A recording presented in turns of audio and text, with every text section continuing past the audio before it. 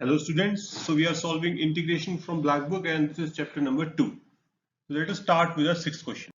Question number 6. Let f be a differential function and f 1 by 2 की value given है और fx कुछ define किया है लिमिट की मदद से। तो हमसे f 1 by 4 की वैल्यू पूछी गई है। तो भाई एक काम करो, सबसे पहले तो एक एजम्पशन ले लेते हैं कि gx इक्वल टू कितना मान रहा हूं मैं 0 से x under root 1 minus F S का होल स्क्वायर ds, ये मैंने मान लिया। और ये एज्यूम करते ही हमें क्या मिल गया, limit x tends to 0, sorry limit t tends to x, आदत हो जाती है x टेंड्स टू 0 लिखने की बार बार। Limit x tends to t, t tends to x, यहाँ पे आ जाएगा अपने पास gt minus gx upon ft minus fx। अच्छा, इसको देखते ही आपके दिमाग में ख्याल नहीं आता क्या कि limit t tends to x gt minus gx upon t minus x into 1 upon ft minus fx upon t minus x, कुछ इस प्रकार से लिखने का मतलब एक आइडिया आता होगा, सही बात है। और आप जानते होंगे कि ये चीज क्या है, g डैश x के बराबर है और ये चीज किसके बराबर है, f डैश x के बराबर है। और हमने निकाल क्या दिया, और ये हमें गिवन है कि ये लिमिट किसके बराबर है, fx के बराबर गिवन है ऑलरेडी। तो हमने क्या निकाल दिया, यहाँ पे हमने रिलेशन निकाल दिया कि भाई g डैश x जो है अपना और f डैश x के बीच में ये जो रिलेशन निकल के आया है ये है। अच्छा, तो भाई एक काम करो, यहाँ पे अब g डैश x कितना होगा अपना, इसका इंटीग्रेशन करो, डिफरेंशिएशन करो लेबनीज रूल का यूज करके। तो g डैश x कितना आ जाएगा, यहाँ आ जाएगा अंडर रूट 1 माइनस fx का होल स्क्वायर। सही है। अच्छा, बस अब पुट करते हैं, f की जगह पे y ले लेते हैं। देखो fx लिखने में थोड़ा सा डरावना लगता है, ठीक है, थोड़ा सा उस फॉर्म में लिखते हैं जो अपने को अच्छा लगे, आंखों को अच्छा लगना चाहिए देखने में।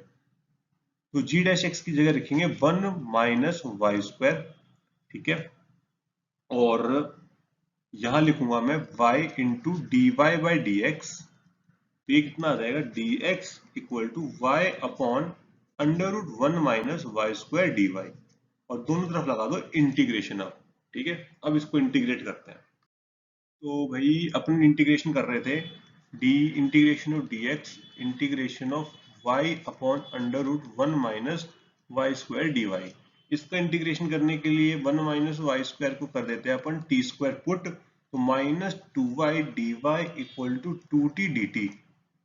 ठीक है भाई, y dy इक्वल टू कितना आ जाएगा, माइनस टी डी टी।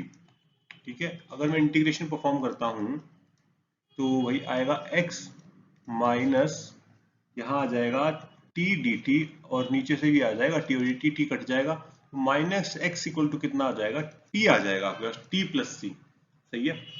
अच्छा, तो भाई minus X equal to T कितना है अपना, under root 1 minus Y square plus C. अच्छा, कांस्टेंट की वैल्यू कैसे पता चलेगी, देखो इन्होंने दिया है 1 बाई 2 पे रूट 3 बाई 2 आती है। तो भाई x की जगह 1 बाई 2 रख दो और y की जगह क्या रखोगे, रूट 3 बाई 2। तो x की जगह रख दो माइनस 1 बाई 2 हो जाएगा, यहाँ पे हो जाएगा 1 माइनस 3 बाई 4 प्लस सी। इसका अर्थ क्या हो गया कि भाई minus 1 by 2 equal to 1 by 2 plus C, यानी कि c की वैल्यू निकल के आ गई आपकी -1। बहुत बढ़िया, चलो c की वैल्यू निकल के आ चुकी है। अब अगला काम ये बचता है कि अपने को 1/4 पे निकालनी है वैल्यू फंक्शन की। तो अपनी फंक्शन ये वाला है, और अगर मैं इसमें -1 रख देता हूँ c की जगह पे, तो अपना फंक्शन आप कुछ इस प्रकार से दिखने लगेगा। ठीक है, अब x की जगह रखो 1/4, तो -1/4 plus 1 equal to under root 1 minus Y square, और इसको दोनों तरफ स्क्वायरिंग करो। उससे पहले देखो इधर इसको अगर सिंप्लीफाई करता हूँ तो ये आ जाएगा 3/4। 3/4 अब स्क्वायरिंग करते हैं, 9/16 बराबर 1 माइनस वाई स्क्वायर, और ये वाई स्क्वायर बराबर आ जाएगा 16 माइनस 9 अपॉन 16, यानी कि 7 अपॉन 16। तो y बराबर आपका आ जाएगा अंडर रूट 7 अपॉन 4। और अब भाई देखो ऑप्शन में कि ये वाली चीज कौन से सेट के अंदर है, ऑप्शन ए वाला जो सेट है ना उसमें बिलोंग कर रही है, तो इस क्वेश्चन का आंसर हो जाएगा ऑप्शन ए। तो चलिए अगले सवाल पे चलते हैं। Question number 7, if f theta equal to 4/3 1 minus cos 6 theta, अच्छा कुछ दिया हुआ है। अच्छा, पहले लिमिट को सॉर्ट करते हैं, लिमिट वाले मैटर को सॉर्ट करते हैं अपन। तो इस लिमिट को मैं कुछ इस तरीके से लिख सकता हूँ, limit n tends to infinity 1/n summation n equal sorry r ले लेते हैं, n नहीं, r इक्वल टू 1 से n तक, और यहां मैं लिखूंगा under root F R upon N. लिख सकते हैं ना, देखो ये जो सीरीज दी हुई है ऐसे सम में, इसको ऐसे कंबाइन करके मैं लिख सकता हूं। और ये चीज किसके बराबर होती है, आपको फॉर्मूला पता होगा, वो 0 से 1, ठीक है, अंडर रूट एफ एक्स के बराबर होती है ये। मतलब अगर मैं बस इसको इंटीग्रेट करना है, अब ये काम हो जाएगा अपना, लेकिन उससे पहले अपने को ये जो गंदी सी दिखने वाला जो टर्म है ना, F X equal to 4/3 1 minus cos 6 theta cos x minus sine 6x है ना, इसको थोड़ा सा उस हिसाब से सेट करना पड़ेगा कि मैं इसको इंटीग्रेशन फटाफट और आसानी से कर सकूं, क्योंकि अभी जो इसका हालात है ना, ये डायरेक्ट होने वाले नहीं है। तो इसको भाई ट्रिग्नोमेट्री की सहायता से थोड़ा सा एडजस्ट करने की कोशिश करते हैं, और इसको मैं लिखने वाला हूं कॉस स्क्वायर एक्स का cube plus sine square x का क्यूब, ठीक है भाई। और यहां आ जाएगा 4/3 1 माइनस ए क्यूब प्लस बी क्यूब का फॉर्मूला लग जाएगा, तो ए स्क्वायर प्लस बी स्क्वायर, तो ए प्लस बी, तो 1 हो जाएगा यहाँ पे, और अंदर आ जाएगा cos 4x प्लस साइन की power 4x minus sign square x cos square x। अच्छा, आपको मन हो रहा होगा कि भाई ये होल स्क्वायर बनता हुआ दिख रहा है कुछ यहाँ पे, तो यहाँ पे 1 माइनस कितना हो जाएगा, इसको मैं लिख दूंगा cos square x plus sine square x का whole square plus 3 times of sine square x cos square x। बहुत बढ़िया। तो वही इसको सिंप्लीफाई करने पे हमें क्या मिल जाएगा, 4/3 1 माइनस, ये तो 1 बन जाएगा, तो ये 1 1 कट जाएगा, तो इधर आएगा 3 इंटू 1/4 साइन 2x का स्क्वायर, 4 3 ये कट जाएगा, अपने पास यहाँ पे कितना हो जाएगा, साइन स्क्वायर 2x बच जाएगा। बहुत बढ़िया। तो भाई काफी हद तक अपना सॉर्ट हो चुका है मैटर, बट अब यहाँ पे रूट में रखो फटाफट 0 से 1, और रूट में साइन स्क्वायर 2x लिखोगे तो सीधा यहाँ क्या बचेगा, साइन 2x dx बचेगा। साइन 2x का इंटीग्रेशन कितना हो जाएगा, माइनस कॉस 2x/2, और इसको 0 से 1 में इंटीग्रेट कर दो, तो भाई माइनस को बाहर बिठा के रखो एक बार, कॉस -1/2 को बाहर बिठा के रखो, cos 2 -1 हो जाएगा यहाँ पे, तो आ जाएगा 1 माइनस cos 2/2 आ जाएगा। तो ऑप्शन कौन सा सही हो जाएगा आपका, ऑप्शन डी करेक्ट हो जाएगा इसके अंदर। Question number 8, the value of this integral is equal to. अच्छा, इसके अंदर क्या करना है अपने को, ऊपर से ना कॉमन निकालो एक टर्म x की पावर 6, तो 1 माइनस 1/x³, ठीक है, और नीचे कितना बच जाएगा अपने पास, इसके अंदर से भी x³ कॉमन निकाल लो, तो जब निकल के आएगा तो बाहर x के बाद कितना बन के जाएगा, वो x² कॉमन निकाल लो, तो अगर x² कॉमन निकालोगे तो बाहर कितना बन के चला जाएगा, 6 बन जाएगा, तो अंदर कितना बचेगा, 2x प्लस 1/x² बच जाएगा यहाँ पे, और होल की पावर क्यूब। और अब थोड़ा सा बुद्धि का प्रयोग करो, और आपको दिखेगा कि अगर मैं 2x प्लस 1/x² को टी पुट करता हूं, तो मुझे मिलेगा 1 माइनस 2/x³ dx dt मिल जाएगा। तो कितना हो जाएगा भाई, ये हो जाएगा, आपको इस 2 को तो चक्कर कर दो यहाँ से, ठीक है, तो ये आ जाएगा dt/2। तो ओवरऑल ये कितना बन जाएगा आपका, ये आ जाएगा dt/2 अपॉन ये अंदर t³ हो जाएगा आपका, ठीक है। बस अब बचा क्या है यार, इंटीग्रेट करना है बस, और लिमिट रखनी है। ये तो बहुत सिंपल इंटीग्रेशन बन गया है। अगले क्वेश्चन पे चलते हैं, अपन इसमें और माथाफोड़ी नहीं करेंगे भाई। इसका आंसर 1/36 आएगा, ठीक है, -1/36। तो भाई यहां से आप खुद सॉल्व करना, अपन आगे चलते हैं। Question number 10, let f(x) be differential function, और f(x) को दिया हुआ है इस तरीके से, ठीक है, और एक इंटीग्रल इक्वेशन गिवन है यहाँ पे अपने को, और इसके अंदर से अपने को क्या है, f(x) जानना पड़ेगा तभी इंटीग्रेट कर पाएंगे। ये तो 0 से 1 इंटीग्रेशन f(x) ने जबरदस्ती मांग लिया, बट असल में ना ये इंटीग्रल इक्वेशन है जहां से अपने को f(x) निकालना है, ठीक है। इस तरह की इक्वेशन को इंटीग्रल इक्वेशन बोला जाता है। तो वही एक काम करते हैं, सबसे पहले तो मेरे को एक प्रॉपर्टी लगाने का मन कर रहा है डेफिनेट इंटीग्रेशन की, वो होती है f(x) equal to x² plus 0 से x e की पावर यहाँ कितना हो जाएगा आपको माइनस एक्स प्लस टी और एफ टी डी टी। ठीक है, अब पिक्चर क्या छोटी छोटी साफ सुथरी होने लगेगी। तो ये हो गया F X equal to X square E की पावर माइनस एक्स बाहर आ जाएगा, क्योंकि भाई डिपेंडेंट तो आपका इंटीग्रेशन टी पे है, तो एक्स तो कांस्टेंट की तरह बिहेव करेगा। 0 से एक्स ई की power T F T D T.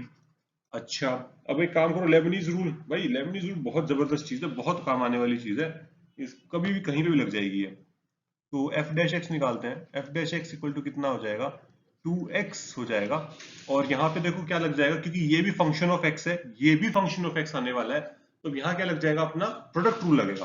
पहले इंटीग्रेशन को बाहर बिठा के रखते हैं और e की पावर माइनस एक्स का डिफरेंशिएशन करता हूँ, तो यहाँ आ जाएगा e की पावर माइनस एक्स और इंटीग्रेशन अनटचड रहेगा अभी। ठीक है, इसको अपन नहीं छेड़ेंगे। ओके, अब नेक्स्ट स्टेप में e की पावर माइनस एक्स को बाहर बिठा के रखो और उसका करो, तो वो आ जाएगा e की पावर x एफ एक्स। ठीक है, बहुत बढ़िया। तो अब क्या करें यहाँ पे, इसको अगर थोड़ा सा और सिंप्लीफाई करके लिखना चाहूं मैं, तो ये हो जाएगा 2x माइनस 0 से x e की power minus x plus T F T D T, और यहाँ प्लस आ जाएगा एफ एक्स। अच्छा ठीक है, और और यहाँ पे ऊपर आओ वापस। देखो अपन ने क्या किया था, अभी चेंज किया था ना, और ये वाला टर्म और ये वाला टर्म सेम है, तो मतलब मैं रिप्लेस मार सकता हूँ। अगर मैं रिप्लेस करता हूँ तो मुझे मिलेगा F dash X equal to 2x। ठीक है, और ये आ जाएगा plus F X minus X square plus F X. सही है? नहीं, गड़बड़ है, गड़बड़ है, गड़बड़ है, गड़बड़ है, साइन उल्टा लगेगा, यहाँ पे अपन ने साइन गलत लगा दिया। यहाँ माइनस आएगा, यहाँ प्लस आएगा, तो एफ एक्स तो भाई कट जाएगा। तो अब देखो क्या बच गया, F dash X equal to 2x plus X square बच गया, और इसका इंटीग्रेशन करो दोनों तरफ, तो एफ एक्स इक्वल टू आपका आ जाएगा X square plus X cube by 3। F X आ चुका है, अब बस इसका इंटीग्रेशन करना है 0 से 1 में, तो दोनों तरफ फिर से इंटीग्रेशन करते हैं अपन एक्स के रिस्पेक्ट में। तो 0 से 1 में करेंगे इस बार, 0 से 1, 0 से 1 dx, तो ये हो जाएगा x cube by 3 plus x की पावर 4 बाय 12, 0 से 1 में, तो ये बच जाएगा 1 बाय 3 प्लस 1 बाय 12, और ये आ जाएगा 5 बाय 12, इसका आंसर आ जाएगा, तो ऑप्शन डी करेक्ट हो जाएगा। चलिए भाई अगले सवाल पे चलते हैं इसी के साथ। Question number 11, F dash X equal to F X plus 0 से 1 एफ एक्स डी एक्स। अच्छा, तो भाई यहाँ पे अपने को फिर से कुछ गंदा सा दे दिया, पर यहाँ पे काम के देखो, ये बात है कि ये कुछ कांस्टेंट वैल्यू आने वाली है, ये पक्का कुछ कांस्टेंट वैल्यू आने वाली है, तो इसीलिए इसको एक काम करते हैं अपन, F dash X plus F X plus some k1 let कर लेते हैं। ठीक है, कोई दिक्कत नहीं है, लेट कर सकते हैं अपन, k1 लेट कर लेते हैं, और इंटीग्रेशन एफ एक्स पूछा अपन से, मतलब एफ एक्स अपने को निकालना रहेगा इस पिक्चर के अंदर।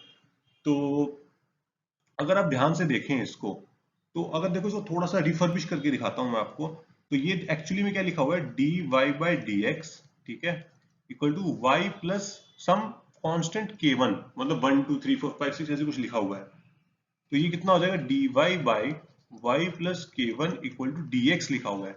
ऐसे जब देखते हो ना, तो आपको समझ नहीं आता मैं आगे क्या करूं, ये तो बहुत अजीब सी इक्वेशन बन गई, बट जब आपने इसको ऐसे कन्वर्ट करके देखा ना, अब आपको दिख रही होगी चीज एक्चुअली में बोल क्या रहा है।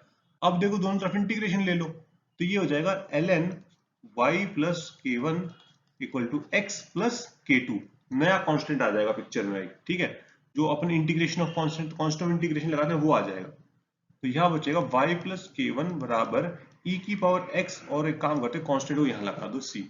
ठीक है, अच्छा एक चीज दी हुई है यहाँ पे, f0 पे वैल्यू आ रही है अपनी 1, तो अगर मैं x की 0 रखूंगा तो y की वैल्यू कितनी आ रही है, 1 आ रही है, तो इसमें रख के देखते हैं। भाई अपने को कितना पता है, y0 इक्वल टू 1 दिया हुआ है ना, तो यहाँ पे 1 रखो प्लस k1, और x की वैल्यू 0 रख दो तो c बचेगा। अच्छा, अपने पास एक रिलेशन आ गया k1 और c के बीच में, क्योंकि जब तक k1 और c की वैल्यू नहीं मिलेगी, अपना इस क्वेश्चन का आंसर आ ही नहीं सकता। ठीक है, ओके, बहुत बढ़िया। तो अब क्या किया जाए, अच्छा अपन ने एक अजम्पशन किया था, काफी डिफरेंट टाइप के अप्रोच है, देखो एक बार थोड़ा इंटरेस्टिंग क्वेश्चन है। तो अपन ने एक अजम्पशन किया था कि k1 बराबर 0 से 1 एफ एक्स डी एक्स। ठीक है, ये लेट किया था अपन ने, तो ये 0 से 1 एफ एक्स कितना है अपना, एफ एक्स मतलब कि y। ठीक है, y कितना है, यहां से देखो y को उठाओ यहां से, c e की power x minus k1 dx। ठीक है भाई, तो कितना आ जाएगा, इसका इंटीग्रेशन मैं करूंगा तो ये 0 से 1 में करूंगा तो c e की power x minus k1 x 0 से 1, तो ये आ जाएगा अपने पास c, ठीक है, और माइनस k1 और माइनस 0 रखो, c बच जाएगा यहाँ पे अपने पास। ठीक है, माइनस सी बच जाएगा और यहाँ पे एक ई भी बचेगा अपने पास क्योंकि एक्स की वैल्यू 1 रखी है ना। ठीक है, तो k1 की वैल्यू कितनी आ गई, k1 की वैल्यू हमने निकाल दी सी ई और सी E minus k1 minus C.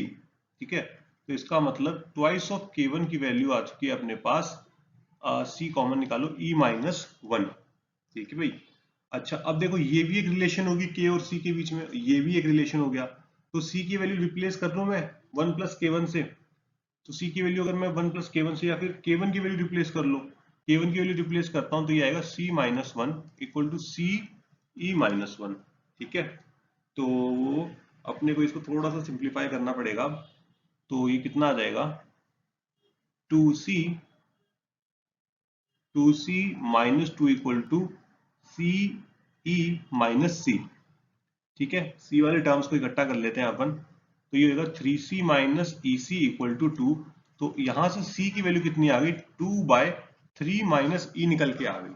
ठीक है, अब c की वैल्यू आ गई, सिमिलरली अपने को क्या करना है, इसकी मदद से k की वैल्यू निकाल लेंगे, तो c equal to k1 plus 1 है ना, तो अपने पास k1 की वैल्यू कितनी आ जाएगी c माइनस 1, और c माइनस 1 यानी कि 2/3 माइनस ई माइनस 1, तो ये आ जाएगी आपकी 2 minus 3 plus E upon 3 minus E, तो that will be equal to E minus 1 upon 3 minus E, तो k1 की वैल्यू भी आ गई।